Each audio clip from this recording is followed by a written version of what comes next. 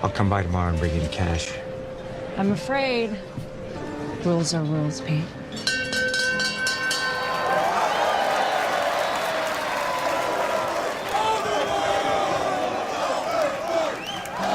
I'm going to take rules that don't hold up in court for 500, Alex.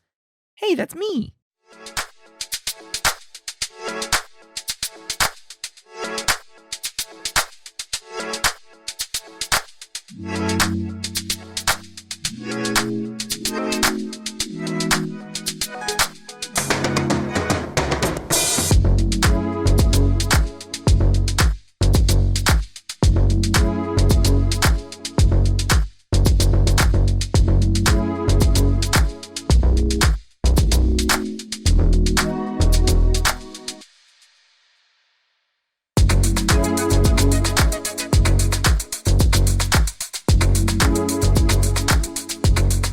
Everybody, and welcome to the Cinema Psych podcast where psychology meets film. In today's episode, we are going to get technical, but we're going to do it moving really fast and in the air. We're talking Top Gun Maverick. So the sequel to the 1986 film Top Gun, starring Tom Cruise, of course, and featuring Kenny Loggins with a highway to the danger zone, which is hilarious because they're flying planes. They're not on an actual highway. Anyways, we are back for the sequel. And maybe you're wondering why we're not doing Top Gun. It's because Top Gun Maverick is a slightly different film to the original. So, my guest host today really specifically wanted this one. Now, both films are amazing. 1986 film features great flying scenes inside and outside of the cockpit with F-14 Tomcats and MiGs, Russian MiGs. It's a great movie, and it's got that really powerful emotional hit, which is the death of Goose, Anthony Daniels' character. Top Gun Maverick is a significant amount of time past the events of 1986. So if we take when the movies were released as their year in which the setting occurred, so we're talking 1986 and 2022. So a difference of 36 years, give or take, right? I mean, we're talking very vague fifth generation fighter stuff in this movie. So it's hard to tell how long it's been, but it's at least been 36 years. And in which case, Miles Teller's character of Lieutenant Bradley Rooster Bradshaw seems a little too young to be the son in 1986. So it's kind of hard. It's kind of hard to tell. Maybe Miles was playing a 30-year-old and they were fudging a little bit. But in any case, we're here about 30 plus years later. Maverick, Tom Cruise, Captain Pete Mitchell, is doing test piloting for the U.S. Navy, NASA, Air Force. I don't know. Probably a combination of all three. And does something he's not supposed to.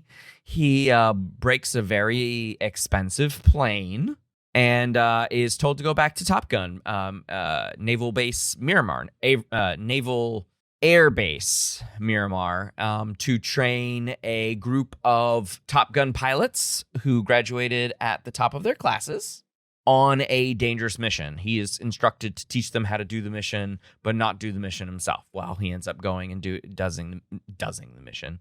Well, he ends up going to do the mission, and things ensue. You think he's going to die. You think Miles Teller's going to die. But, of course, it's a Tom Cruise movie, a la these movies, Reacher, Jack Reacher, and Mission Impossible. People kind of don't die in the movies anymore. He's more like pro, like the good guy is down and out, but then they somehow succeed. There's a lot of he survives this incredulity, a little bit of I can't really suspend disbelief. The yada yada over him surviving, having to eject out of a plane traveling Mach 10.2, that's 10 times the speed of sound, 7,500 miles per hour. Don't get me started on that. It is a really good movie. It's an enjoyable movie. I didn't necessarily like the romance between Jennifer Connelly's Penny Benjamin character. It seemed like it was shoved in to make it appeal to more than just fighter planes demo, so I didn't necessarily like her character and what she was doing in the movie. It seemed a little much. A few other notable actors appearing in this movie: John Hamm, Charles Parnell, Glenn Powell. I think this is like one of his breakout roles. I think it's Hollywood saw his performance in this movie and we're like, okay, we got to give him the leading due. He's got that. He's supposed to be a huge butthole in this movie as Lieutenant Jake Hangman Saracen, like with a nickname like Hangman. That it's just this giant metaphor of that he is the nemesis. He is the antagonist for Miles Teller's character because he's such a cocky butt munch. I'll just say that. But I think this was his breakout role. A few other folks in this one. Manny Jacinto plays Billy Fritz Avalone, which he kind of disappears into that role. I totally forget that he did that. Monica Barbaro is Natasha Phoenix Trace. And Bashir Salahuddin plays Hondo. Bernie Coleman, I guess, also loses his job at the test base and just follows Maverick to Miramar again. Like, I don't get it. And I think one of my favorite roles in this was Lewis Pullman's Robert Floyd, but his call sign is Bob. Bob. That's it? Yeah, just Bob. What do they call you? Bob? No, your call sign. Bob. Literally. It's so good. It's so good. Mainly because I think that's how I would be if I was a pilot or a co-pilot, because there are some characters that play co-pilots in a double cockpit F-18, and then there are others who fly in a single cockpit. So I don't honestly know that. I don't think we're going to get into that in this episode, but pretty cool though. Tom Cruise also does a single, and so does Miles Teller.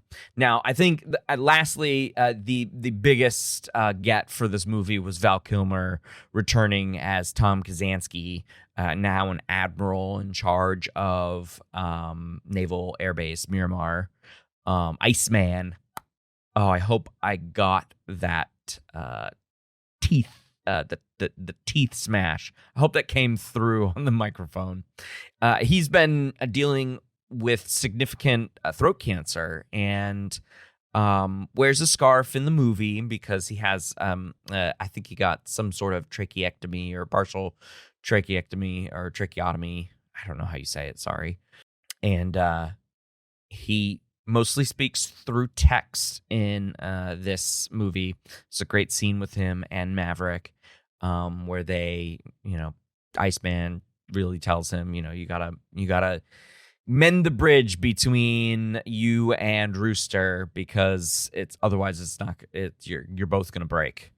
But then he talks at the very end of his scene, and it's delightful that he returned because he's basically done with acting, and he returned for this role because he kind of got shot into stardom from his role as the dick in this movie too, or in his previous movie, the Glenn Powell Hangman, right?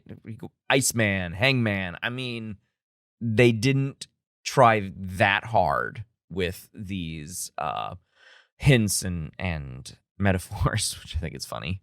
as far as the rest of the main crew goes, Jim Cash, Jack Epps Jr., and Peter Craig wrote the screenplay, and Joseph Kosinski directed the movie. I think he did a phenomenal job. For someone who is not a big name in directing, he did a great job. Tron Legacy, Only the Brave, and Oblivion are a few of his films. He did a couple of did a music video, did a Taco Bell video. I think that's hilarious. But those movies are his primary credits, and I think he did a great job. You probably got a lot of input from Tom Cruise. I think Tom Cruise is the true auteur as a producer here, and he probably shadow directed many of the scenes, especially the scenes within the jets, because they were actually up in the air in the jets. Some of it was, I think, computer generated, but the vast majority of it was live action jets, both in and out of the cockpit, just like the 1986 films. And the pandemic really did a number on the production of this movie, and Tom Cruise is famous for his speech about COVID and like the no tolerance of not wearing masks, and just a surprising like preventative measures ally, which was weird. He probably went about it in sort of a rude way, but I think overall he did a really good job of making sure this movie could get made while also being safe during the pandemic. And, think of that what you will, but they tried their best, and we got a good film out of it. All right, that's a lot of lead up to this movie. You can probably sense how excited I am to talk about this film. So why don't we just jump into it? My guest host today is Nick Baldwin. Nick has been on the show before, so if you haven't caught him yet, be sure to check out our episode on Clerks, and before that, our episode on Office Space, probably one of my top 10 podcast episodes. Absolutely, Nick. I'm looking at him right now. Absolutely. All right, so Nick Baldwin has been a DoD, Department of Defense contractor for 2 years working at DCS Corp. He leads and conducts technical work for projects that include test preparation, competency-based selection, and personnel qualification testing. Topics for today's movie, I suppose. He holds his MA and is ABD in IO Psych from Roosevelt University in Chicago, before transitioning to his current role at DCS, working with USAF, the United States Air Force, the United States Space Force. Space Force. Thank you for that. Did not. Space Force. Okay. Well, I mean, I hope you have some good luck with that, but that just sounds very silly to me. And other DoD customers. Mr. Baldwin spent 5 years as a full-time faculty in the program and program director of the MA IO Psych program at Roosevelt University. Nick, it's been a really long time because all of that happened in the last 2 years. Yeah, since I last was on. Yes, that's wild. How have you been? Been very good. And thanks for having me back. I'm always happy to talk movies, as you know, and IO psychology even more. Yeah. And I love it. I totally get the chuckles for Space Force. I probably would have been chuckling alongside you before I got a bit of a peek behind I know. You were perfectly silent. I just don't know why it's a thing, honestly, maybe if we were heading towards the Federation, and our United Earth, I'd be down for it and be like, that would be great. So you've also had something else happen recently. Share with the audience. True. Yeah. 6 months ago, the birth of my son, Hayden. So now I'm a father for the first time. Congratulations. 6 months. How's it going? Well, we were talking a little bit before we started recording. Mm-hmm. He's just been sent home. This was his first week of daycare. And before he made it to the end of the first week, he got sent home with a fever. So we were, scrambling at like 9 a.m. this morning after he'd been there for an hour trying to figure that out. But that is parenting. Parenting. I got to tell you, that is the least of your worries. I'm not going to sugarcoat it, Nick. I'm not one of those parents who are like, oh, it'll be fine. It'll be fun. No, it's just things get exponentially more difficult. So Noted. Welcome to the club. And 6 months is fantastic. And I think the best answer, and this is my seasoned dad look with all of this gray hair. The best answer to how's it going is he, she, they are still alive. That's, I mean, at the end of the day, right? That's yeah. a big portion of the job. You get them to a point where they can go off on their own and you're like, okay, I did my job. They're good. Success. Success. So speaking of children, we are talking Top Gun Maverick. You love that segue. So there is the son of Goose's character in this. There you go. So aptly named Rooster. What is your opinion on this movie? Directing, acting, plot. What did you think? Yeah, so I would say this movie was a pleasant surprise. I was definitely someone who was kind of buying into the hype of it being, like a return to force. I'm struggling to remember now. It may have been the first movie, if not one of the first movies that I kind of went back to a theater for. It certainly was. I think similarly, 2022 when they started offering that back again. Yeah. I probably went to one or two, like very scared, middle of the day, no one there intentionally, before this. Yes, matinees. Love after it. Pandemic, exactly. But this was, I remember I drove an hour away from home to be able to see it in IMAX, and I could not have been happier that I had. I felt like a child leaving the movie theater. Speaking of children, it was like that fist pumping, imagining yourself as the characters. Like I'm cruising home in my little Nissan Juke at the time, taking long turns on the highway back home and like imagining myself, in a fighter jet and just like truly that childhood wonder that the movies can bring to you again. And that's, I think, because they executed this so well. Yeah. The director and Tom Cruise, I'm sure, had a lot to do with all of this, knew what the assignment was. I really think he was the true auteur in this one. Oh, yeah. Knowing I suspect how much of knowing how much money he has now, but like how much like star power he has now, he was definitely shadow directing this movie. Yeah, he doesn't have to touch anything that he doesn't want or isn't exactly his vision. Right. Yeah.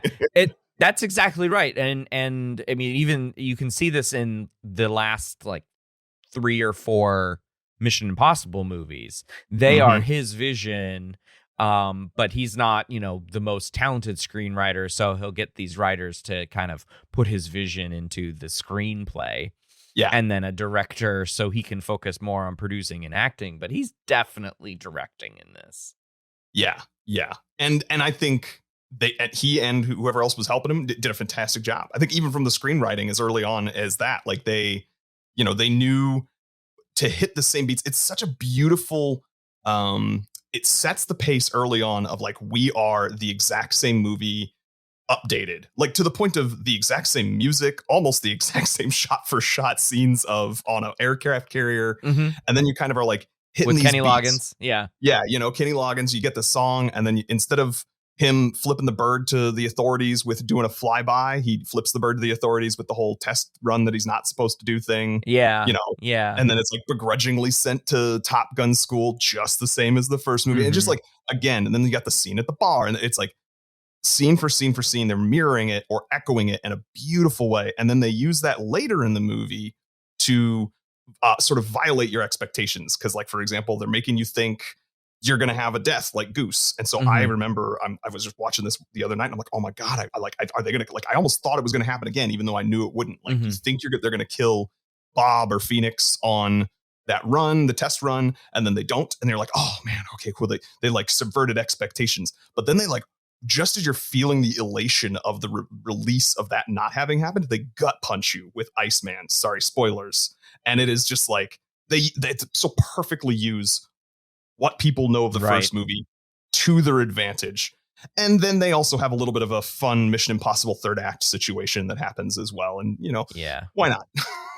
All right. I am going to, I did like the movie. I'm going to push back a little bit on that and speak for maybe the group of folks who liked the movie, but found some of the homages stuff maybe a little heavy-handed.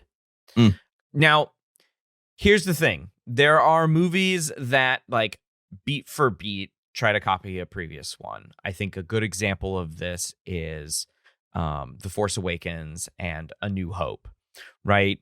And there was a loud, probably minority, I would say, that just, like, hated the movie just for that. It's like, oh, you just did A New Hope again. And I think maybe that's partly because J.J. Abrams was the wrong choice for directing the new sequel trilogy or producing it or being anywhere near it.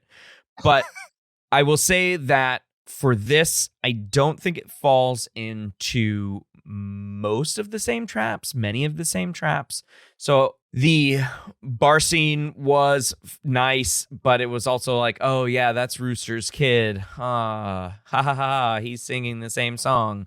Or he has to be sent to Top Gun again. That was kind of like, okay, well, all right. The name of the title is Top Gun, but everything else I think worked. Those were a couple of my issues with okay, we don't need to do the same thing again. We don't. I did like the overall training montages. Those were great. The third act Mission Impossible kind of thing, I think is just Tom Cruise has a way of doing movies. And I said in the top that, like, nobody dies. You're right. Iceman does die in the film, but off screen. Yeah. And so it's sort of a cheap shot, I think. I think it had to happen. Yeah. Just as a storytelling beat. But Tom Cruise is, like, anti-killing anyone in a traditional sense in any of his movies these days. Like, I don't think I knew that, but that doesn't surprise me. How is Luther in Mission Impossible still alive? Is my point, right? He should have died a long time ago. So I think that's just, like, those are filmmaking things. And I will add on to this small rant that this was a very pro U.S. defense movie. Sure. And very vaguely anti our insert current enemy here, China, Iran, other places, like North Korea, right? Sure. Probably not North Korea. I will say, I doubt they have 5th generation fighters. I'm just saying. But, vaguely, it's one of those big bad 3 that we've gotten the New World Order right now, right? Right. And so that bothered me a little bit. I understand that they want to ground it in real life, but at the same time, they go into this fantasy 5th generation fighters. They have amazing, like, visors that protect their face. We don't know who they are. Are they aliens? Did the aliens find a place in Asia to set up shop with these 5th generation fighters? The story was very contrived in that propaganda kind of way. Sure. Which always kind of rubs me the wrong way. I get it. We're talking about the U.S. military. I just want to see some planes go vroom, and maybe some planes go pew, pew, pew, and so that's all. You can't really have planes doing that to each other unless you have an enemy, right? And so actually... Yeah, I know. I do completely understand where you're coming from, and I liked the choice that they made not to have it be a named enemy. So in the first Top Gun... We're in the middle of the Cold War. Yeah, and it was definitely the Soviets. It is, like, named, Soviet Russia. Right.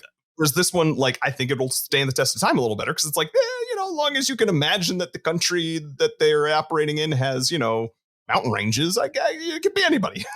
Yeah, I think they did that on purpose, as you say. Oh, yes. But they also it had like a near future feel to it. I think Rooster is far too young to be his son, to be Goose's son, because that movie came out in '86, ostensibly set in '86. That kid was about 10 or something. No, I think the kid's younger than that. Like maybe like 3 or something like that. But that would mean that the kid was, born in 1983. Here we're in 2022. And he still looks as young as Miles Teller. I don't know. Decorated. Had to wait 4 years, right? I was going to say, had the extra 4 years. That's still got decorated, right? Still top of his class at Top Gun, all that good stuff. Has good instincts. Just needs to get over some of his daddy stuff. Tom Cruise can look like Tom Cruise at his age. Then why can't Absolutely. But I think it's like got a near future feel to it, because I don't think, maybe secretly, the U.S. has planes that could potentially reach Mach 10, but that's like 7,500 miles per hour, right? That's really, really fast. I'm sure spaceships can kind of do that, but I suppose I don't actually know. So it's because I don't actually know, of course, nobody else knows. This could be part of my ignorance, but I mean, I suppose from a general audience standpoint, it feels near future because like, oh, we're working on like secret planes that can go this fast. Like, whoa, that's crazy. The reference constantly to 5th generation fighters, because that means that we are currently in 4th generation fighters with like F-18 Hornets and things like that. And so that also feels very near future-y, right? And then the whole we don't know who our enemy is because that enemy might not actually be identified yet. Right. You know what I mean? So definitely plot points that are meant to be vague on purpose. It just bothered me, right? From a storytelling standpoint. I get why they did it. It just didn't feel right. I respect that opinion. And again, don't get me wrong. I really enjoyed the movie. And I fully agree with its current IMDb rating of 8.2. Not a lot of movies on IMDb are over 8. So it definitely deserves it. I actually think I was thinking I'd need to maybe go higher than what I had originally rated it back when I saw it on Letterboxd. So, and to be fair, the first one only has a 6.9 rating. The first one and it doesn't hold up as well. I'm stumbling over my words, but the punchline is the first one. If you go back and watch that first one, there's a reason it needed to be updated. We'll just say that. Yeah, I mean, absolutely. It's got the whole 80s vibe. Absolutely. But we're not here to talk about Top Gun 1. Ugh, ew. Yeah. Let's talk Maverick.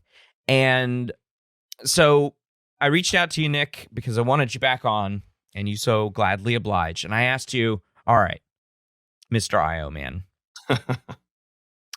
what I.O. film can we talk about? And you suggested Top Gun Maverick, and I was like, huh? I mean, okay, tell me more. And then you told me more about your new position and the kinds of things that you do. And I was remembering when I saw it, I was like, okay, yeah, the training, these organizational things. Obviously, I mean, the military is one giant organization, right? So lots of IO psychology going on in there. So for the listeners, give us a little bit more background as to why you chose Top Gun Maverick for our chat today. Sure. So when you first asked, I was trying to think of something that we hadn't covered before, something that, if possible, would relate to my current job, as you mentioned. Mm-hmm. And so, I left faculty position to go work for DCS Corp. And I actually should probably go ahead and give a cover your butt CYA note here. The CYA, what's the word I'm looking for? The disclaimer. Thank you. Disclaimer. So everything I say in this interview, this conversation, is the opinions of myself. It is not the opinions of my employer, DCS Corp. of the opinions of the United States Air Force or Space Force or any of our customers for that matter. Yeah. But, That's I fair. chose Top Gun Maverick because I think it relates to the work that I'm doing now. Yeah. But it also, so what I do now is involved with the Air Force and working on their tests that they have for you to become a pilot in the first place. So this would be much earlier in the process. Yeah, you're not at Top Gun yet. No, not at all. And we'll get into some of the details of this, but I will also say, as a side note, just for anyone listening, I do know that Top Gun is Navy, and I know you're about Air to. Force. You were just about to get a comments. Yes, somebody probably actually is mid comment right now, and then was like, "Oh, okay, he got it. He got it.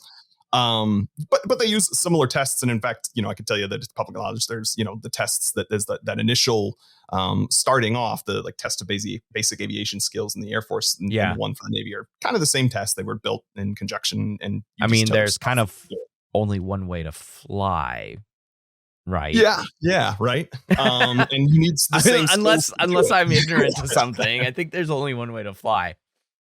No, yeah. So that gets into a little bit of what I mean by the downstream stuff. And so one of the other things that talks about in this movie that I think there's lots of IO topics that are sort of, this is a great example of them being buried or baked within, so that nobody stops, and talks about the nature of work like they do in Office Space. Yes. You know what I mean? Yeah. Or even in Clerks, right? Because in Clerks, they're like, hey, we have this weird relationship, right? That people pay us and we only have to work so hard and yada, yada, yada. No one's doing that. Right. But the stuff that they use in this movie is relying upon the work of IO psychologists. Yeah. So I don't think we've talked about this before, but actually, you sort of say, well, military. I don't think of military as something IO. IO really kind of gets its start from things that are, in the 1920s. Yeah. The Army Alpha, Army Beta tests, sort of initial things having to do with general mental ability or with other factors that predicted people's likelihood to succeed in different jobs within the Army. And that's what we built them for. And, that tradition continues today all the way through to what we have. And so the term that we use for selection into something like this program, the sort of elite group that are there, including what is shown in the movie, where Tom Cruise is choosing who goes on the mission, right? Yeah, as like the team captain, because he's a captain. Exactly. Captain still should be an admiral, but he doesn't like that job. No, he doesn't. The Peter principle. That's a whole other. We could get into that. You only rise to the level of your ability or incompetence, and then you rise no further. Morning. Welcome to your special training detachment. Be seated. I'm Admiral Bates, Nautic Commander. You're all Top Gun graduates. The elite. The best of the best. That was yesterday. The enemy's new 5th-generation fighter has leveled the playing field. Details are few, but you can be sure we no longer possess the technological advantage. Success, now more than ever, comes down to the man or woman in the box. Half of you will make the cut. One of you will be named mission leader. The other half will remain in reserve. Your instructor is a Top Gun graduate with real-world experience in every mission aspect you will be expected to master. His exploits are legendary, and he's considered to be one of the finest pilots this program has ever produced. What he has to teach you may very well mean the difference between life and death. I give you Captain Pete Mitchell.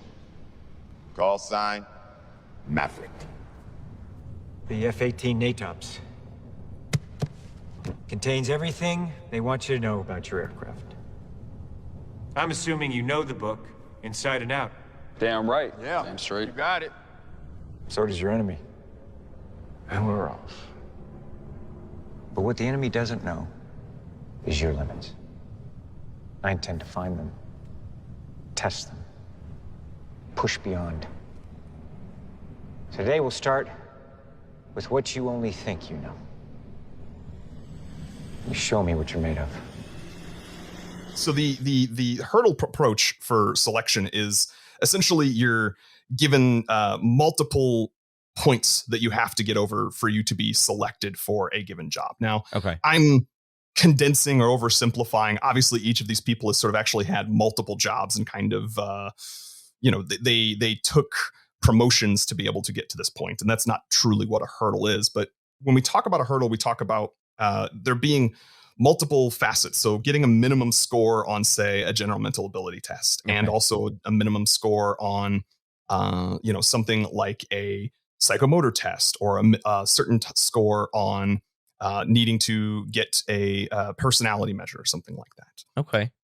And then before you would get the job, you still have to do like more work, and you have to, be interviewed, or you have to do a job example, for example, or maybe, fly through a fake canyon.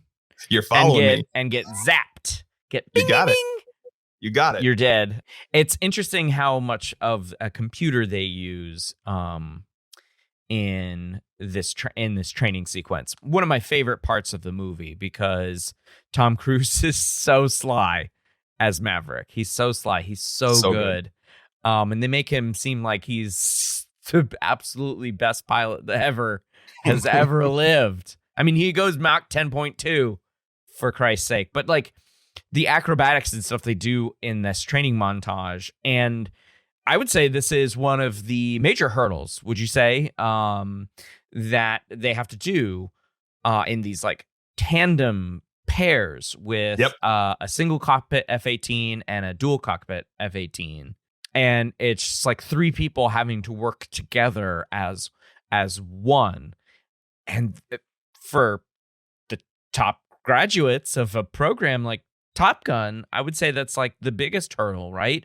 Now, what's your sense of, and you can be vague about this if you need to, what's your sense of the admirals or the brass at Miramar base? What's your sense of them bringing in more people that would end up doing the actual mission? So you mean the fact that they had additional backups, so to speak? And sort of in a sense to like compete for Mission Go? Yeah. I would say that's the last hurdle. So one of the other things that comes up when it comes into selection sometimes is you'll get to, let's say, with a hurdle and a sort of, let's say in this example, our first hurdle is you have to be, a pilot. All right. So there you go. Boom. We've got that on your resume. We checked your resume. You're a pilot. Second, you have to have graduated Top Gun school, top of your class. Boom. Okay. Check. Top of your class. The last check mark being, that you're selected by Maverick after this series of tests. And a lot of times when we get to that last stage, there has to be some determination. And if there is only X number of slots, so, if you've got 10 people that all of your other tests have told you are qualified to do this job, but you only have one, or in this case, 3 slots for somebody to do the job. Then you have to figure out a way to select them. And that's where we sometimes get this top-down approach, where we essentially say, okay, this is the absolute top person. We can't be supremely confident because there's margins of error in a lot of the tests that we might use for other selection scenarios. This one's kind of unique. I get that. But again, if you've got these, 10 people are within the margin of error, you have to pick among those 10 somehow. Top down tends to be the case. So you just take the ones that had the highest scores and you say, all right, these people had the highest scores. Now, in terms of them choosing to have them as backups, I will say, that's a pretty common thing for getting to any stage of any selection. And specifically in the military context, this is not necessarily what I work on there, but it is certainly something where, you're going to have contingencies. The military knows how much they're spending on each of these planes, how much they've spent on each of these individuals' trainings. They're going to make sure this mission goes one way or another. So, well, they don't seem to care that anybody returns the top brass, and they make that very clear. I feel like that's traitorous, but then again, I get all of my military knowledge necessarily from media, and that's probably blown out of proportion, right? So I will say, Yeah, go ahead. Watching it this time, it rubbed me a little because we talked about it being kind of the movies. Both of these are a bit jingoistic. They're very pro-US. They're very pro-US military. And so it was a little surprising when you see like the US military admiralty being maybe ethically questionable. Like, I mean, there's people who, I mean, the Navy endorsed this movie.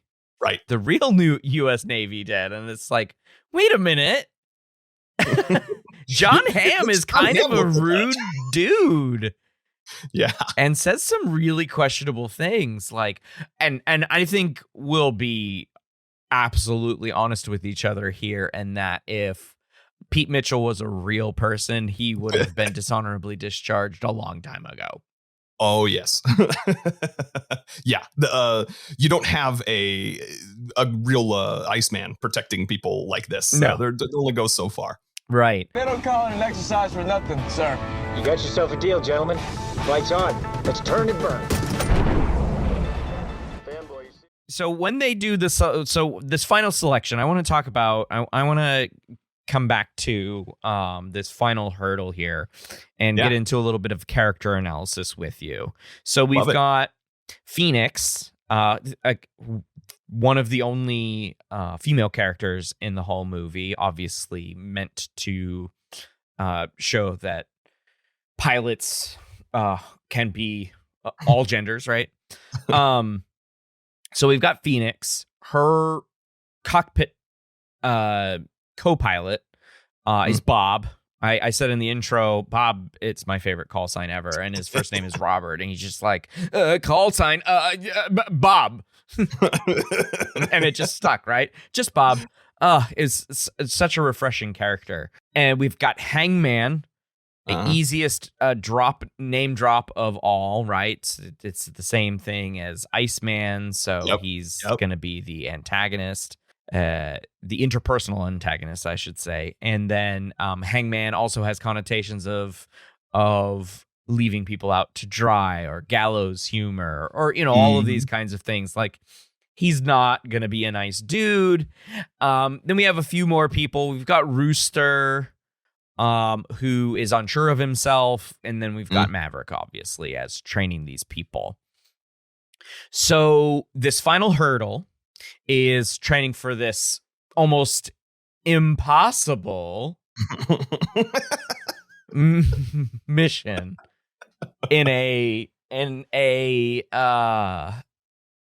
like what seems to me is like a valley, but almost like inside the inside of lava, whatever those are called. It's like the crater. It's like the inside of a dead volcano or something like that, right?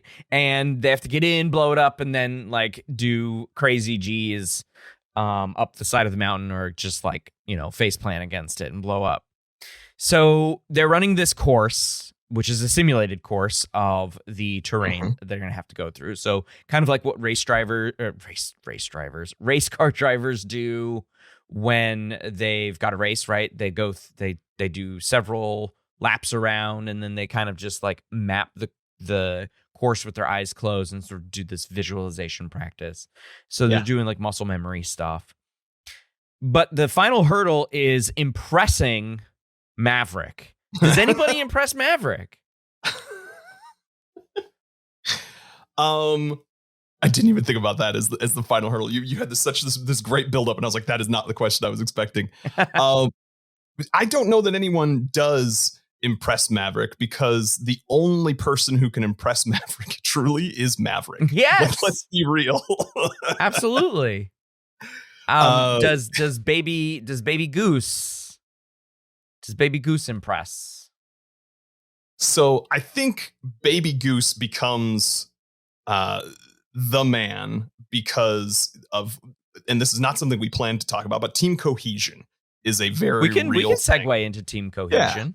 So I'm gonna say that I don't know that Maverick explicitly said that he was planning this, but I think he had it at least in the back of his mind that team cohesion is sort of this concept, and IO psychologists do study this as well, that effectively it's a combination There's different theories that would sum this up. And so forgive me, I didn't prep for this, everyone who's an IO psychologist listening, but the team cohesion aspect of things being, how well they communicate with each other, how well they're going to trust each other. And so there's all these antecedents that, inform team cohesion, and team cohesion is important for executing any task together as a team. Okay. And I think using, let's say, Hangman as the example, and we've seen some earlier scenes, speaking character studies, where clearly Phoenix does not trust him. I think she knows what Hangman means. Yeah. And Hangman probably would have potentially, I know he's got his hero moment at the end where he shows up to be the hero out at the end, but I think he probably may have left them in the dust during the speed run portion of things if they hadn't kept up. So that's I don't get that. I'm gonna say that he willfully putting the mission in jeopardy. I mean, it seemed to me like obviously he was there for part of the conflict between Maverick and Rooster and sort of building up, and then also being the homage beat character of Val Kilmer's Iceman. But they're going to do a real mission. And the chippiness and fighting in the original Top Gun was just about being the best at the school. Sure. Not a real mission. Right. And it seems to me that Hangman had the wrong attitude walking in that door, right? I would agree with you. And I think that that's another concept known as person job fit. He didn't fit this particular job, and which is why he's not the person that Maverick selected. Even though, I'd love to give him the benefit of the doubt, trusting people who make it this far, as much as they are hot dogs and definitely want to show themselves off. Maybe if he had been on the mission, he would have not behaved the same way. Keep in mind that during this sort of quote unquote training, as you brought up, they have like twice as many people to potentially go on this mission. Yeah, they just didn't get lines. Actually go on the mission. Yeah. So, you got he's like, when they're still quote unquote training, he's like, oh, I'm still trying to fight for that top position. I want to go on this mission. And so I gotta prove that I'm the best one, and I'm the fastest, and I'm the only one who can fly like Maverick. But leave my teammates out to dry. That's the thing that gets me, though, is that he explicitly says on the radio, while they're doing these things, like, "Oh, you can't keep up? Too bad." Like, okay, what are you gonna do when you get there, buddy? You gonna do the thing all by yourself? Is that what you're gonna do? He maybe wasn't realizing what the selection criteria would be. Right? Yeah, he thought it was just true. That's fair. Being the best pilot as opposed to a good teammate. Yeah. So speaking of team cohesion and team building trust, I think we're agreed in saying that for any organization, this is incredibly important. Otherwise, nobody's going to get anything done. Right. In the first movie, it was beach volleyball, which I think is very apt for San Diego, California. Sure. Right? They couldn't do beach volleyball again in this movie. What do they do? I love that they name it. So you're first watching it and you're just thinking, what the hell is going on? Who cut this? Who was the editor on Speed cutting this? You got your two footballs going on, and it really is a thinly veiled excuse to have all these gorgeous individuals shirtless and Tom Cruise showing off their physique, that you and I are jealous of. But not to speak for you. No, I love that he throws in the phrase, it's dogfight football. Football. He explains that the reason for this is I'm trying to get them to A, work as a team, but B, learn that they have to be, on offense and defense all at the same time, always. Yeah. Because he even says, in order for them to come home alive, when he's speaking to John Hamm, the Admiral, John Hamm seems to be like, whatever, I expect them to die. There's no way they're going to come back. And Tom Cruise is saying, no, they need to do it, but they need to do it through dogfighting. So dogfighting, as I understand he's describing it, is you have to be on offense and defense all at the same time. Always. Sir, What is this? it's dogfight football. Offense and defense at the same time. Who's winning? I think they stopped keeping score a while ago. This detachment still has some training to complete, Captain. Every available minute matters. Yes, sir.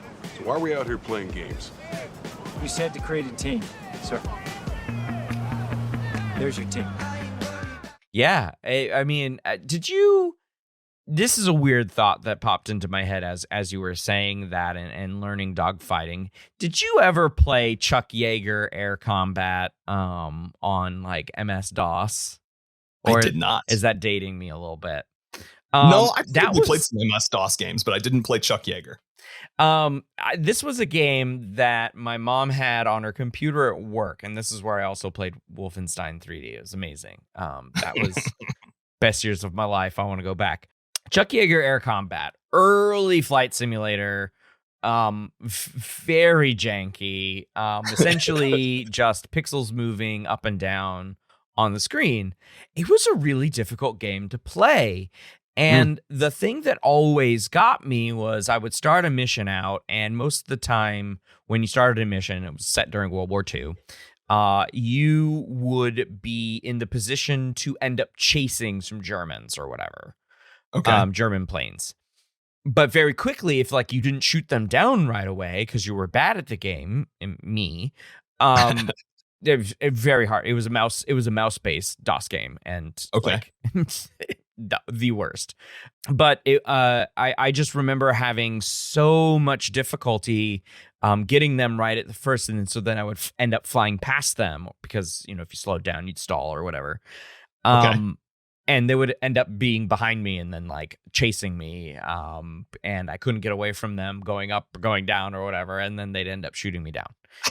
And so that you're taking the Maverick quote, they got to be on offense and defense at the same time, made me think of that. It's like, that's dogfighting, because you are moving so fast that at any moment you are either in an attack position because you are either coming at or from above, behind, or below, or whatever, or even at, I suppose, toward, doing chicken in the air. Once that moment is gone, then the other plane, your enemy or something, is now in that attack position.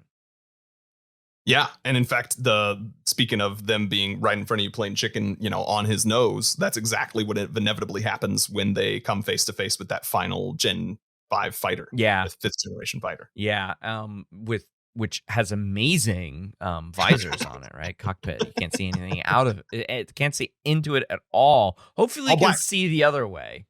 It's like stormtroopers. You know what I mean? You want them to be faceless bad guys. That's all you want. Just faceless bad guys. Because it helps to blow them up and we don't feel bad about it, right? Exactly. And I think it's useful to say that there's possible speculation that these 5th gen fighters don't actually have pilots in them.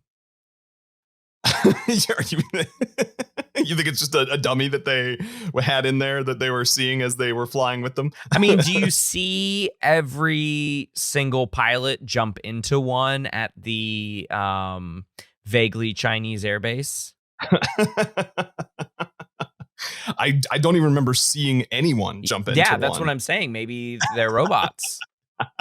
I mean, I think that's a great segue into another, I think, useful topic to have right now, because it has not only come up, it's not only been like the number one tech story over the last couple of years, but it has come up in teaching quite a bit, and maybe you experienced some of this at the tail end of may or may not have teaching. been part of what led me to make the decision.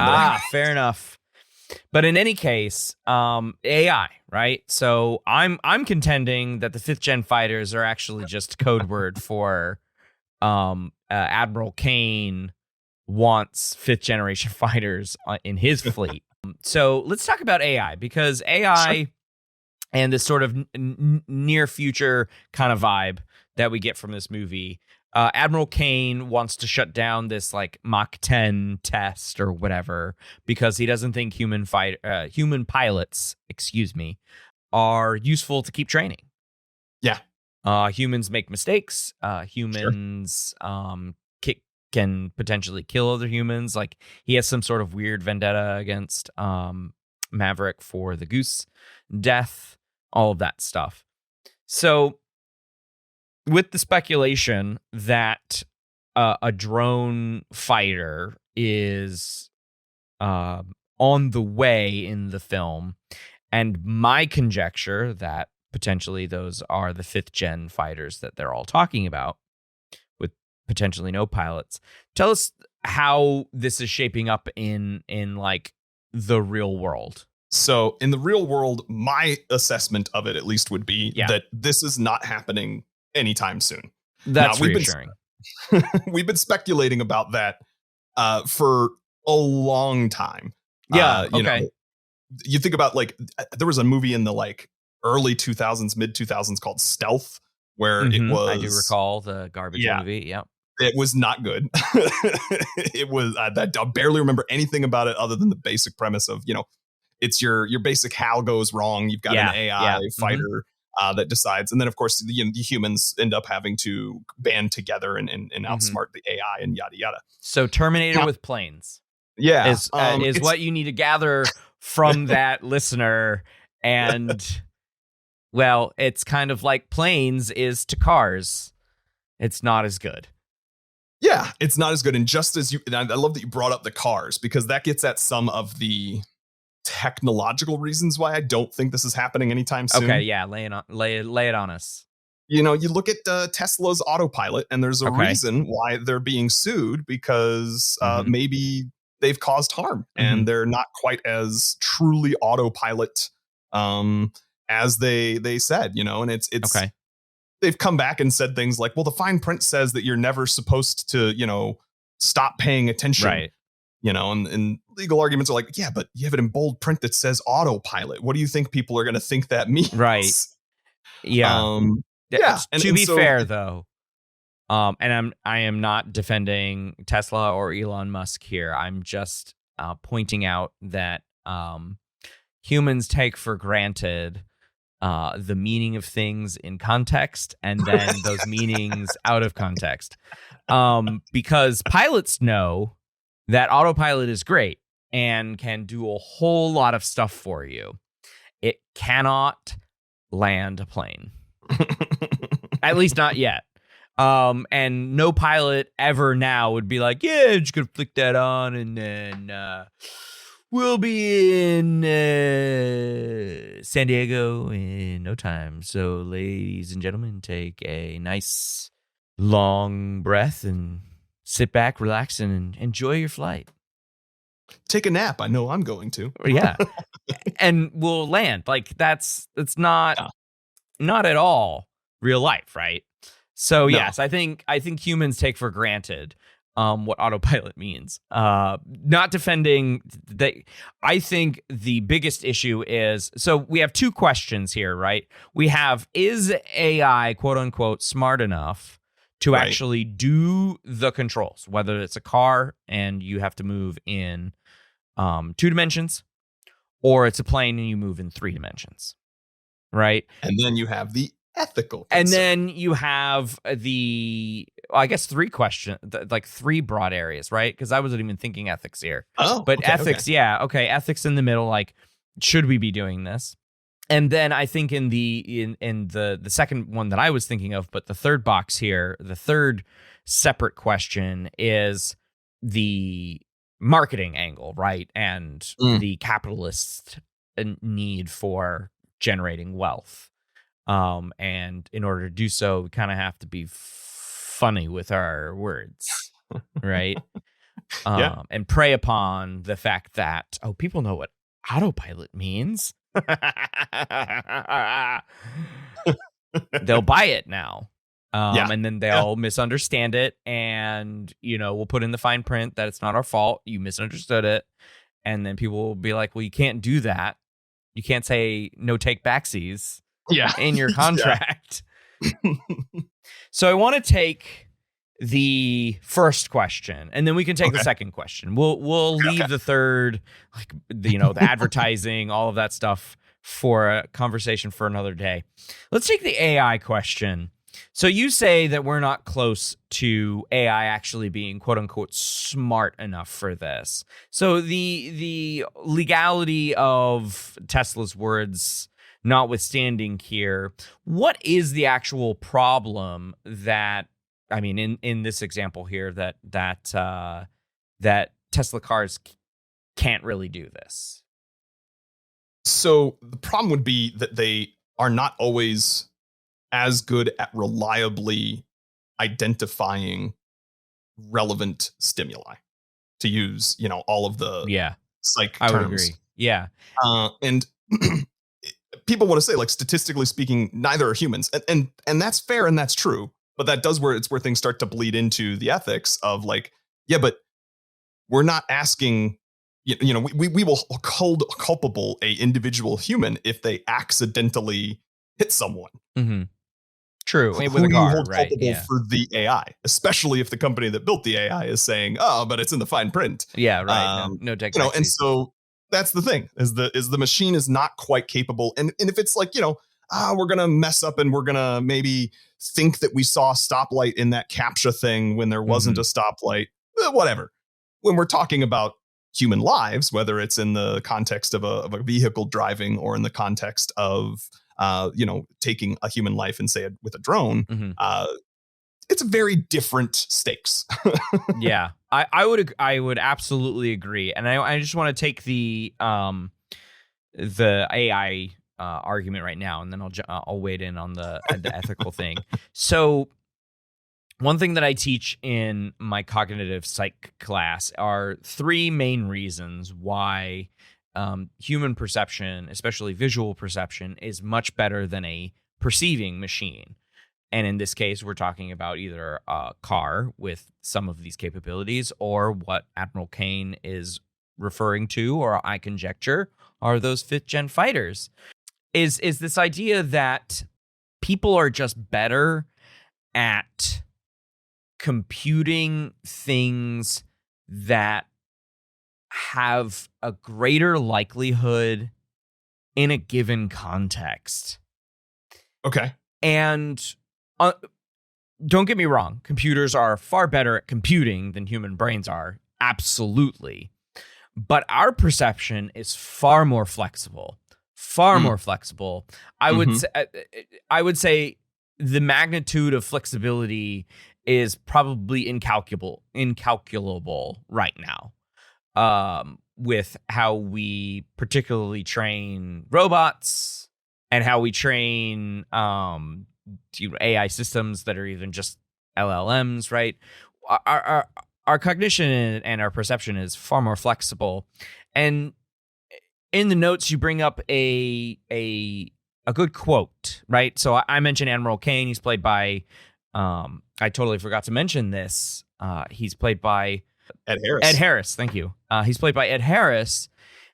And only in like the beginning of the movie, blink and you'll miss it cameo almost. Yeah, he knocks it out of the park. Yeah, he's great. He's a very scary man for sure. And on the, in his last breath, he says one day, sooner or later, they won't need pilots at all. Like, he's probably referring to after he's dead, of course, because he's an older man. But his nickname in the movie is the Drone Ranger, play on the Lone Ranger, of course. But the Drone Ranger, because he is probably more excited about putting robots in the sky. And like you said, we're not there yet. And I don't think we'll be there for a long time, because even the drones that we use now are immediately pilotable by a remote pilot, right? And we have visuals and everything. People are looking at this. This is not just some robot going off and being like, I'm going to do something today. Right? Load me up with bombs, please. So to the ethical question, I absolutely agree with you. Should we be doing this? Ought we be doing this? And if you want to use fighter jets, I think this is where the jingoistic stuff comes in. If you want to use fighter jets as your mode of talking about robots that drive themselves or fly themselves. You have to stick with the who's responsible then. Mm-hmm. Is it the manufacturer? Is it the government? Is it the standby pilot? Is it the general? Is it, who is it, the president? I don't, who is the one in charge? Yeah. We don't necessarily chastise individual pilots for, mishaps in the military, unless it was, against Geneva Conventions or international law, I suppose. I could be talking completely out of my bum right now, folks, but it just seems to me that's probably where a pilot would get in trouble. But like if a robot does something, you can't yell at the robot. And as if a tool is going to be taken offline as a punishment, right? You were a bad robot plane, so I'm going to have to turn you off.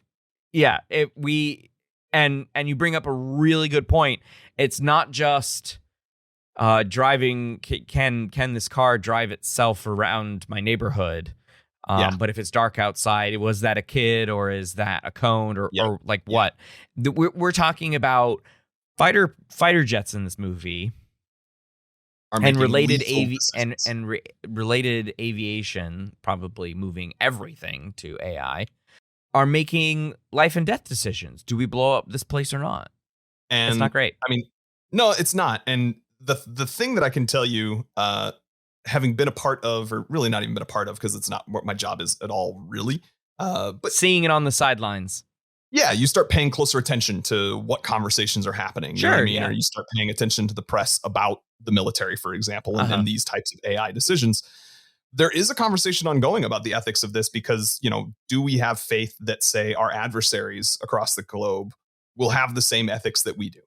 Oh, yeah. And because as of right now, not naming any names, not saying that I don't trust X country, not at all. But right now, so far, sort of the effective, you mentioned the Geneva Convention. I don't know the name of what it would be if there is one that's sort of a guiding principle for AI in terms of lethality so far, but it is, the idea here is that the robot's never making the kill decision, for lack of a better word, right? Yeah. The robot might identify for you, hey, we think this person over here, this thing that's, being picked up, you may have missed it, but I have all kinds of data that you don't, and I'm an AI and I know how to, this might be the target, or this might be the person, this might be the place. Yes or no, give me a thumbs up and I'll take care of the rest, kind of thing. Yeah. And so we are very quickly, if not already, at that stage. Oh, yes, I agree. And that's because I think you're right in saying we're at that stage because computers can do that for us. That's what computers do for us, right? They combine, collate, synthesize information, and with like LLMs and those connected or related neural network systems that exist out there for other purposes, and within the DoD or even just in private industry, they constantly sit and wait for user input. And that's where we talk about things like keeping a human in the loop in order to in the loop. In the decision chain. Yeah, exactly. Yeah.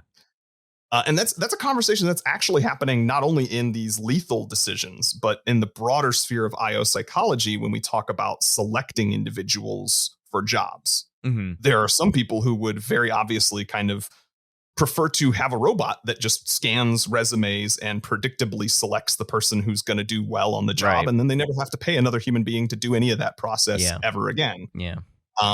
The issue that arises, whether it's, robots being able to visualize the color of people's skins for hands or the color of people's skins for a car or anything, it all matters the data that it's trained on. Yeah. And there's ethical considerations that come in those selection decisions. Oh, absolutely. Yeah. Which is why they say keep a human in the loop for that too. So. And it's never going to be perfect, listener. It's never going to be perfect, whether you're a hawk or a dove, so to speak. It's never going to be perfect because all of this information is human generated, right? All of the code, all of the programming, A lot of the input, the creation of the cameras and how the sensor chips and on all of that is human created, and humans are biased. All of the data that these robots are going to collect are going to be consumed with that bias and spit back out with that bias. And so, you mentioned I've got all of this data for you. High probability of this person being the target that we're after, or whatever, or this base that we need to blow up, just to keep it on the movie side. Not get too real lifey, because it makes me sad. But yeah, this is the base you need to blow up, sir. I can engage my trench run and shoot it down with the proton torpedoes. Do I have the go ahead? Yes or no? Even that decision is biased. Sure. And we are just the thing about AI versus a human being is you can more easily then ask the human being and probe into them and talk to them and figure out what made them make that decision and what information they were basing it on. And you could also then look at that human's history and figure out where their biases may or may not lie, versus an AI, what is often the case for these tools this gets in more complicated versions of, you've got ones that are managed differently than just learn on their own. But these deep neural networks, like, we kind of don't really know where. It's just like it's a prediction machine, and it gets really good at making predictions, right? But we don't have any ability to then go look under the hood and see exactly the chain of thought for that prediction the way we can for asking a human. So, and I will connect this with something that I was just thinking about. Humans are really good at simulation. I read Max Bennett's Brief History of Intelligence book recently, and a lot of focus on the word simulation. In the way that what a thought is a simulation of either recent cognitive experience or super in the past cognitive experience, anywhere along that memory line, right?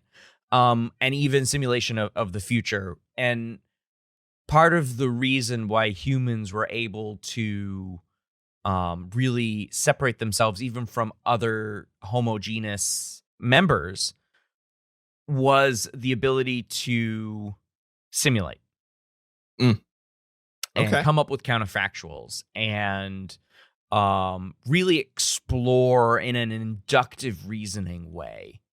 Sure. And I'm sure AI has some qualities of inductive reasoning, but to me, it feels very deductive, right? I've got all this information, and here's my specific conclusion for you.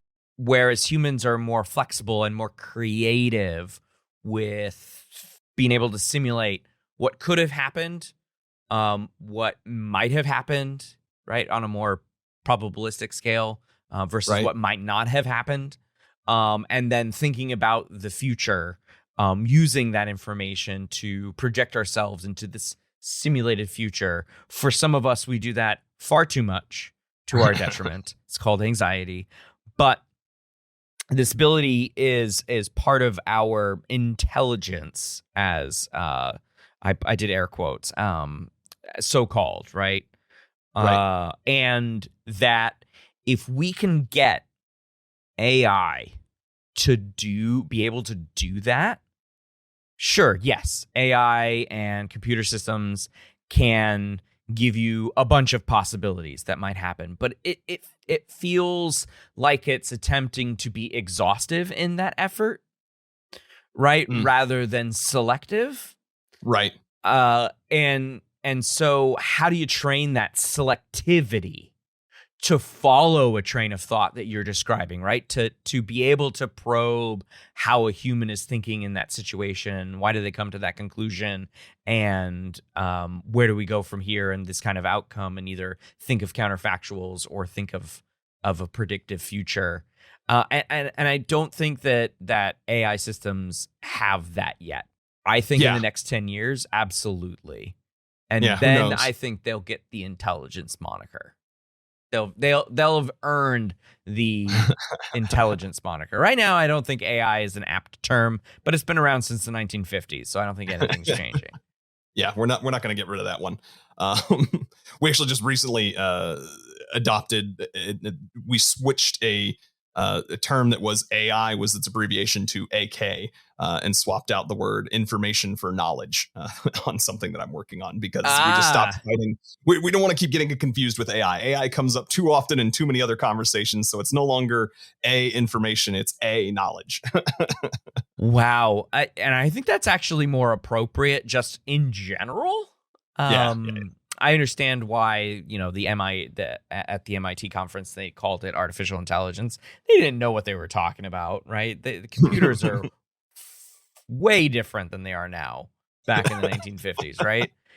So let's take it back to the movie here. So you've gone astray.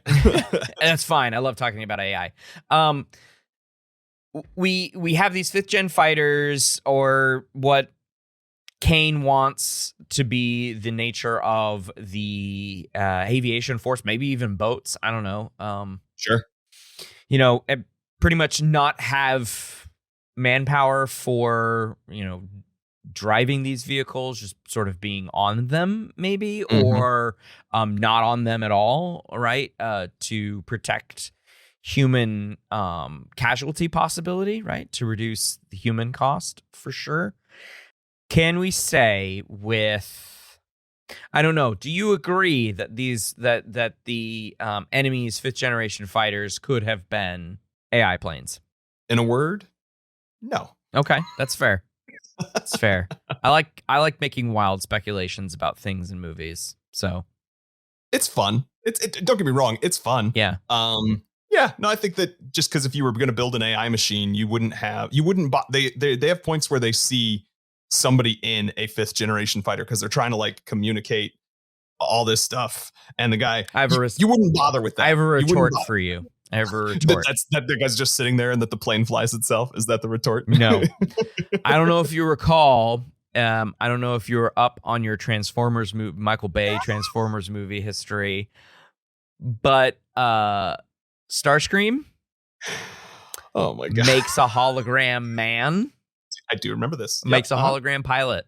Okay. So I'm just saying it's entirely possible that what they were seeing were just silhouettes. Little light. They were shadow puppets because those visors were so thick and of tint. We can't let them on what ethnicity these people are. So they're shadow puppets. I buy your conceit. They're holograms. Yes, the holograms. They're Transformers. I'm sorry, you were watching a Transformers movie. It was called Top Gun Maverick Transformers. And Michael Bay actually directed it, not anyone else. Oh my gosh. All right, I agree. It's a wild thing. Yeah, you could see people. I just wanted that part of the plot driver, the MacGuffin, if you will, connect the dots.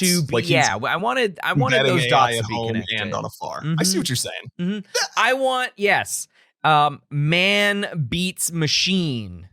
Right, the John Henry story. You wanted the John Henry in both places. Yes, yeah.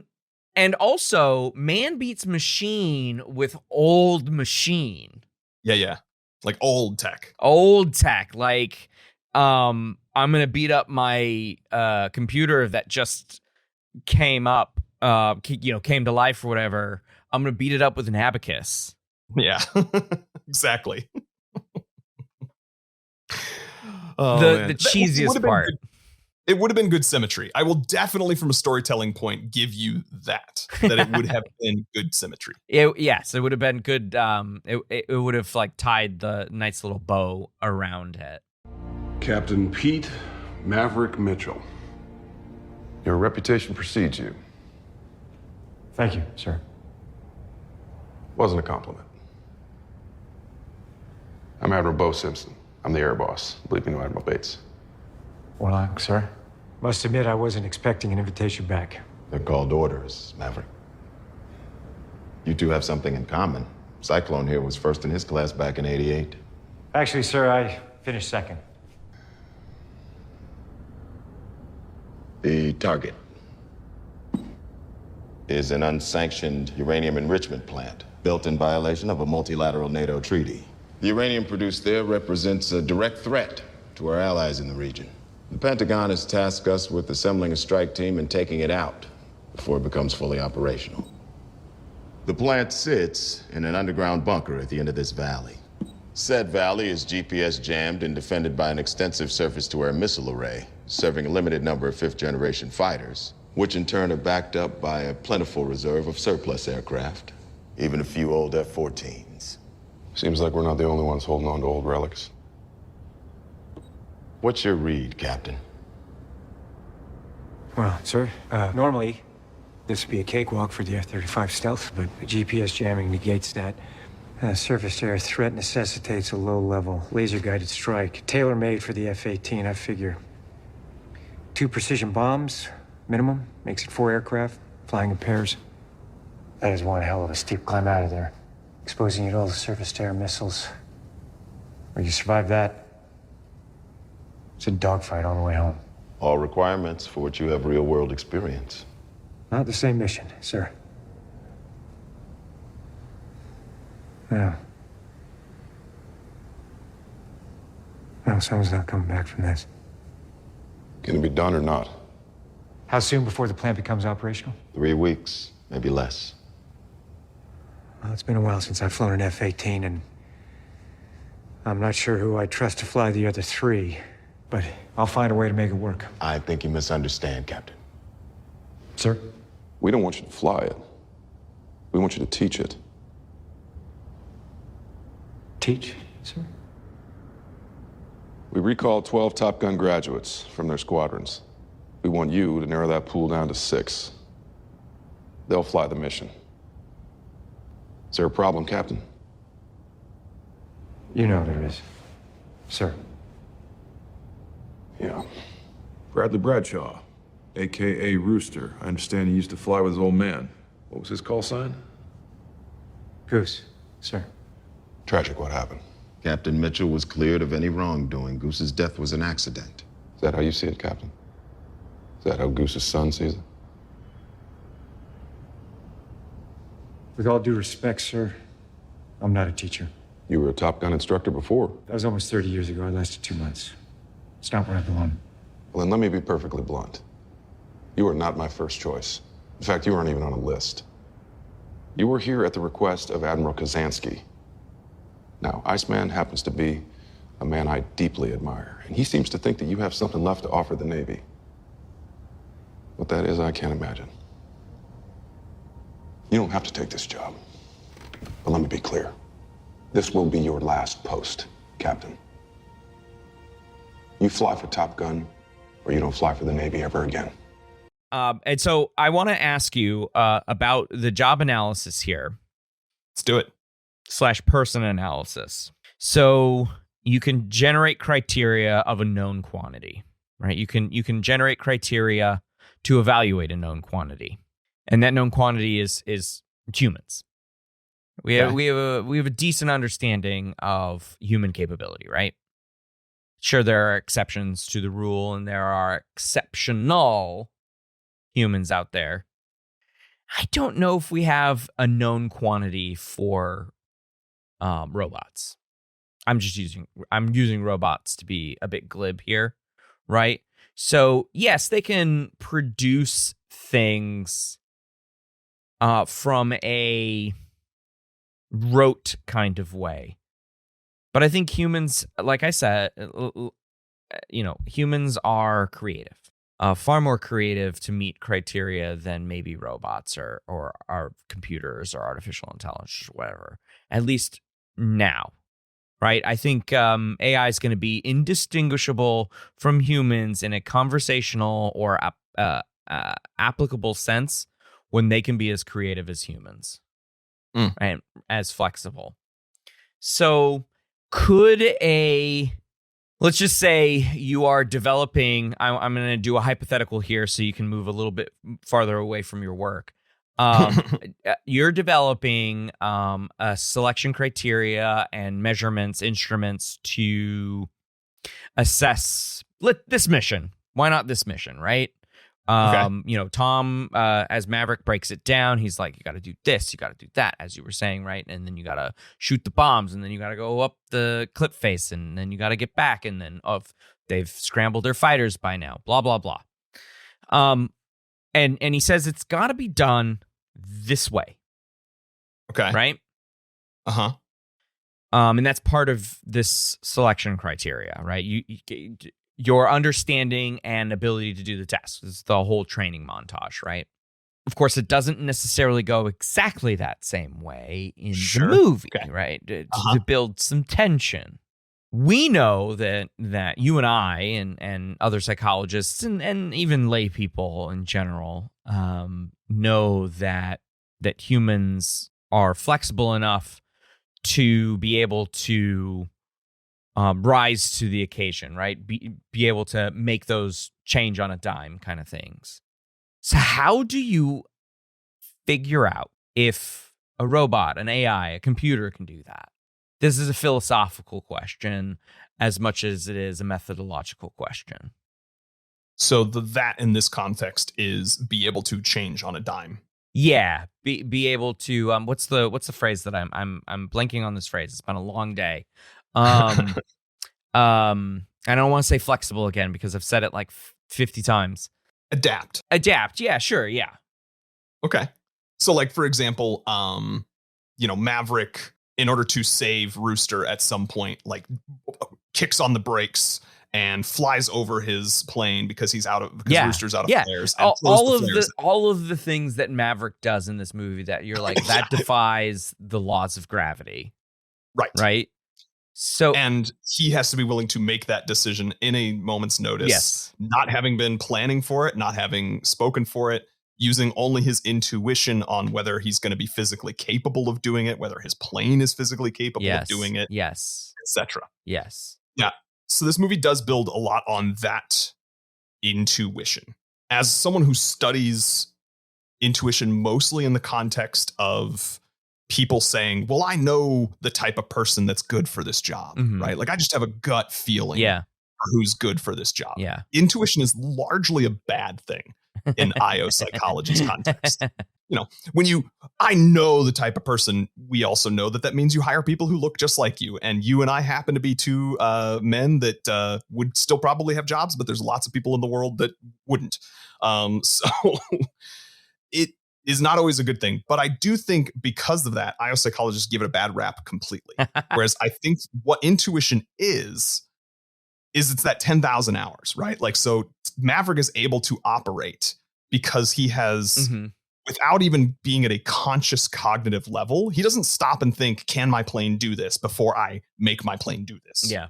He just sort of has this, he's flown enough missions, he's pulled enough G's, he's done enough stunts, he's pushed things to the limit. And it's what he's done his whole career clearly is pushing the limits of what he is supposed to be physically capable of doing and the planes are supposed to be physically capable of doing. Right. And he's done it enough that he doesn't have to think about whether it can do it or not. He just kind of knows. So what you're saying is that the AIs, the robots, they're not going to be able to do these things. Correct. That's where I was heading. Yeah. It's like, I don't think it's at least like what you and I've talked about so far. They can only react based upon the data that they have been given. They are very much confined and constrained by whatever training they have available to them. So I guess my question, going back to the conceit of this part of the discussion, would be how you can't test for that, right? This can't be part of selection criteria, which either disqualifies a human in this context and eminently qualifies an AI, or absolutely vice versa. Disqualifies an AI, but eminently qualifies a human. And there, I think you would have to get into what we call the criterion problem within IO psychology. Sure. I think that's and it's probably problem within research psychology in general, but we have it a lot. Yeah. And we have it a lot because we in IO study something that's, I think, even more amorphous and vague, which is job performance, right? Like, so yes, it's very difficult. What does it mean to be good at your job? Yeah. And every job is different. Every job, that what defines performance, good performance, might change on a regular basis, and has many, many, many facets. Yeah. Right. And so that's where I think you have to ask that question here, because if you ask the Admiral, could you train the AI to do it? Well, the Admiral would say job performance is don't save the kid. We have a level of acceptable casualties. If he gets taken out, let him. And so the AI would fly forward and not do the Maverick move and throw out his flares, in a weird stunt. If you believe that you want flexibility, as you're making the case for it very wisely, then you should flip the other direction, right? And so it depends on what your definition of successful performance of the task is. Yeah, and I feel like we get, granted, we're talking about a movie here, but and of course those emotional beats are there for a reason, so we relate to the movie. He's got to save his dead friend's son, right? A robot's not going to have that same level of compassion. Correct. It is by the books, by the numbers, what I was programmed to do. Even though I'm flexible in my thinking, like if it doesn't rise to a certain threshold, then I'm going to continue on with my mission. Yeah, that's scary, right? When we frame it like that, that's really, really scary. Not that I'm afraid that, and it reintroduces the bias for the who's making the decision on what is successful performance, right? Like, that's true. I'm by no means afraid of AI at this point. If you're listening, AI in the future, I for one accept our robot overlords, and I'm not worried about it at all because I don't think it's going to be that bad in my lifetime. I don't really care what happens afterward. I will say the ethics question, or the can a robot do this, or are robots humans, or can AIs be human?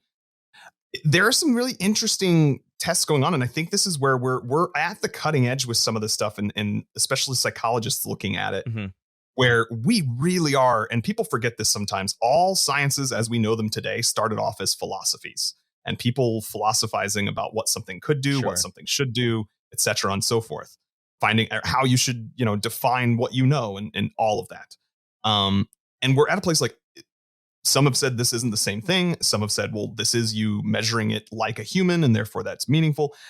We read a paper recently. My company, our team, we do something called Publication Club once a week, where somebody brings in a publication and we talk about it. Somebody recently brought in a study where somebody had administered popular personality tests to different chat AIs. So like Llama and ChatGPT. And I think I know which paper you're talking patterned about. Their personalities and their different personalities based on these metrics and their responses to those questions. And I find that a fascinating way to already be thinking about things like Gen AI. Like the generative AIs are definitely far away from that AGI, that advanced general intelligence or artificial general intelligence. But still, like, it's cool. I kind of want to know the personality of, maybe it'll influence which one I want to listen to. But how many R's are in strawberry, Nick?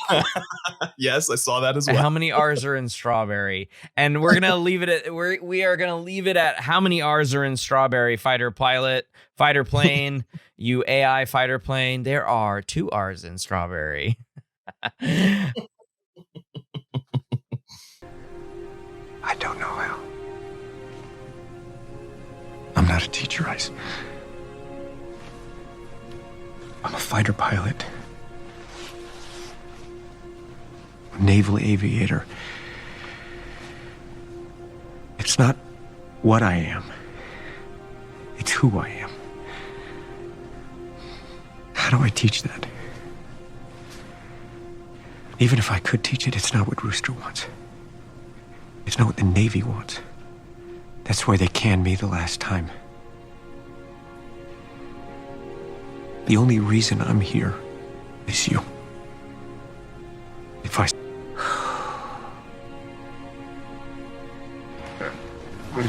Job analysis is the basis of everything in IO psychology. Mm-hmm. So it doesn't matter if you're looking to develop a training, as it is in this case, or if you're looking to figure out a way to hire and select the best candidates for a job, Mm-hmm. or you are looking to motivate your employees, or you are looking to redesign the job or write a job description to be able to hire people. Like anything you're doing in IO psychology boils down to some version of a job analysis being your first steps. Yeah. Okay. So in this case, what we're talking about and the reason it applies is I think that the training that they go through two different montages, the sort of speed run at the beginning, and then when they get into the more complex, like you have to do this turn, and you're going to pull so many G's and all of that jazz, that is because they have broken down what the job is of conducting this mission into the absolute smallest elements that they could. That and that's what a task analysis is. So it comes from even like sort of Frederick Taylorism, thinking about assembly lines and people who are shoveling coal or whatever. Like, what is the essential elements of you bending over, sticking your shovel into the coal, lifting the coal back up, and what all entails in that, and therefore thinking about what is necessary of the person to be capable of to do all of those elements individually. And so when it comes to the training, they do a really great job of sort of, we're going to break down this task that you have to do, drop this bomb, into all of the smallest little bits. We have exactly mapped out what the trench run, as you put it, which I also think was great, and it absolutely is what it was for Star Wars. Yeah. We've got this mapped out in the trench. We know how many G's you're going to be pulling. We know, how small the target is that you have to hit. We know that it's going to take one person and then another person. We know that somebody needs to be holding the target. We know that it's you have 2 minutes before they're going to scramble their fighters, and just so every small little piece and element is a very complete task analysis for what this is done, and it is how they are able to then generate the very specific training that Maverick puts them through. And they have a hard ceiling. They can't go above certain level, certain altitude, because that will alert the radar and everything. And and really, Maverick only is one of the only ones to lay it out like this too. And he does it. I suppose I would characterize it as exposition, of course, from a storytelling standpoint. But he is now their training officer, their TO. And he's like, this is what you need to do, and I'm going to be evaluating you on being able to put this entire string together. And through those two training montages, figures out that none of them pass. Some of them get, a little bit farther than others. I feel bad for the co-pilots because they have no control, right? In the two-seaters. Yeah, Bob's there for the ride, right? But they have to do all of these push-ups, right? But at the end of the day, the story beat hero moment is that Maverick gets in a jet and shows them how to complete every successive task. And it's like, I'm 60 years old, or however old he is, however Pete is supposed to be versus Tom Cruise. He's like, if this guy can do it and, beat these G's, these 10 G's against your chest straight up or whatever it is, then you all should do it. In a regular setting, does this lead to reduction in work? Does it lead to somebody getting fired? Does it lead to more training? What if you can't complete all of the tasks in a regular workplace setting? What's the outcome? Yeah, so it would depend upon what you had done your task analysis for. Yeah. So, for example, if your task analysis is being done to create some kind of a selection measure, then obviously Maverick ended up taking one of the spots because someone had to that could do the task, and there weren't enough people up to snuff on the task, right? Is sort of the thing there. So you could say, like, from a selection procedure, yeah, you might just not get the job if you can't perform those tasks. Okay. If it's done in the context of, say, something like I was alluding to a project where, I'm doing test preparation skills for some of these early on selection and qualification tests. If you were breaking down the task, and that is doing well on this test, then you are doing it specifically with the idea of comparing your task analysis to what we then would call a person analysis. Okay. So if in a training context who you have in a sort of corporate setting or a business setting or an organization setting, these are the people that we need to be able to perform X task. And we have broken down the task into all of the pieces. You then find what is the gap between what is the task analysis and what is the person analysis. So what are their knowledge, skills, and abilities that they have that make them either capable to do the job or not.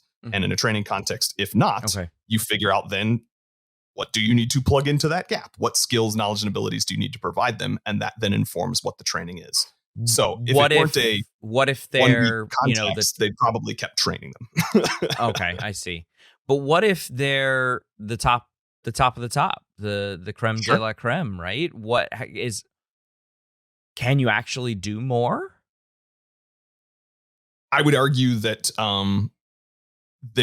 as long as there is the possibility to do any job, as long as some person can do any job, yes.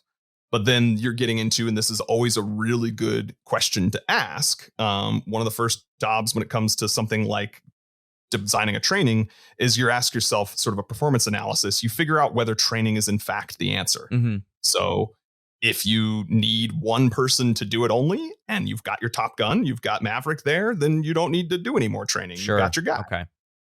If you need 10 people to be able to do it, and you've got a pool of 20, maybe you're figuring out who does it best, or you're training them as best as you can, or you find other people who fill that gap as much as possible. But it's sometimes, a lot of times, what we call also an open systems approach, where it maybe isn't just training. Maybe it's selection and training. Maybe it's finding the right person who has the raw abilities to be able to do it, which actually does allude back to these types of qualifying tests that the Navy and the Air Force have, because we have raw abilities for our psychomotor abilities, let's say. Yeah. Right. And you and I each have sort of a ceiling or a cap of what our ability is.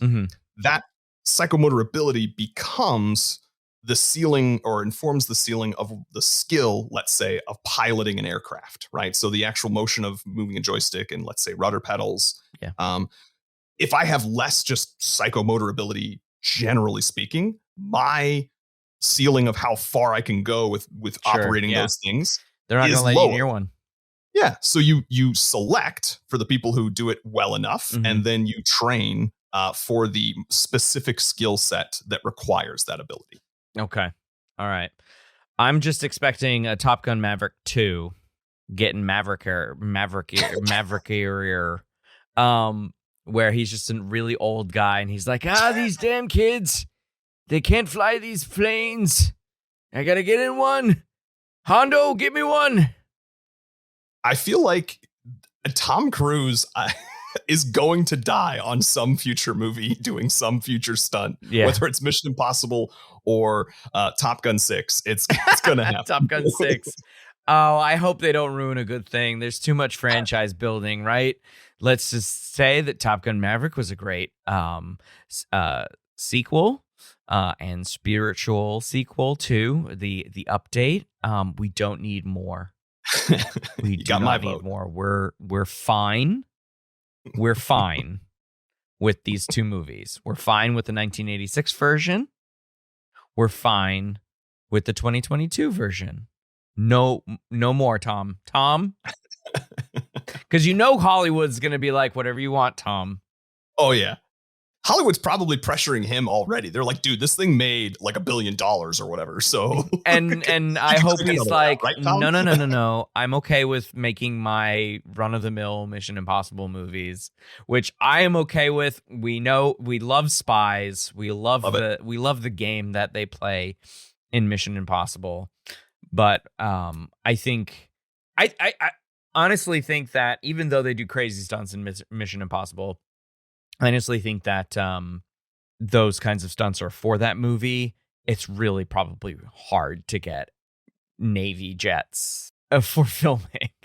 Well, and that is why maybe Tom won't be able to do it, because I think you can see it in this movie, and some people may not know. So listeners, if you don't know this, they filmed a lot of these scenes with real cameras with real Tom Cruise really up in the air, really in these jets pulling G's.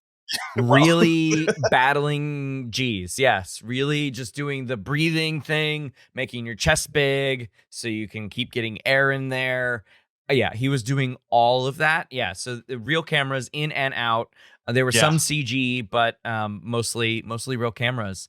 And I think that's why this movie did so well. I wish more of Hollywood would take that lesson. Like, if you're willing to put the real things on camera and only use CG sparingly, you get a huge product. It is because it is just it's a chef's kiss with how and kudos to the editor for editing all of those scenes together. Man, there was a lot of footage of fighter jets, and you got to be far enough away from the fighter jets to not be like, hey, that's not Tom Cruise.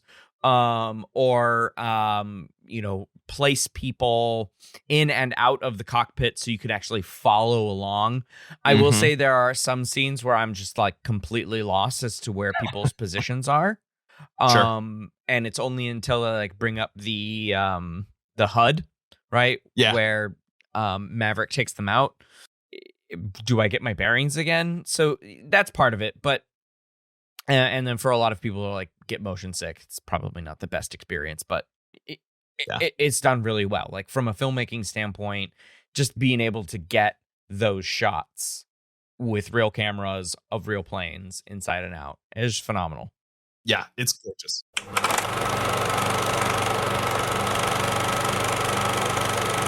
Well, I want to thank Nick Baldwin for joining me again, this time to discuss Top Gun Maverick. Before we say goodbye, Nick, is there anything that you'd like to plug? Where can folks find you? And I would say not the work that you do, because that's probably covered with a very highly tinted cockpit window. So what else do you want to plug? Yeah, so not related to the work that I do, but as a fun hobby, anybody who's heard me on this podcast before will know that I have a podcast with my wife called In Love with Movies. And we talk about love and relationships. And then we talk about favorite movies and sort of what it is about movies that made us the people that we are today, or why certain movies stick with us or sort of have defined or made us the people that we are. And we actually had Professor Swan on with us. I don't remember how long ago it was. I remember it was around Christmas. I think it was 22, Christmas 22. Okay. So yeah, you can find us on any podcast application. That's In Love, with Movies. Or if you're struggling to find that, you can find us on pretty much any socials at the letter N and then Love with Movies, all spelled out. So at In Love with Movies, the letter N. I'm at Nick Loves Movies. Especially find me on Letterboxd. I always love talking movies with anyone who's interested. So find me there on the socials as well. Letterboxd. Yeah, buddy. All righty. Well, thanks again, Nick. I appreciate you joining me and waxing poetic here on a vroom vroom shoot 'em up planes movie. Always a pleasure, Alex. Always. And that's going to do it for this episode. Until the next one, thanks for listening.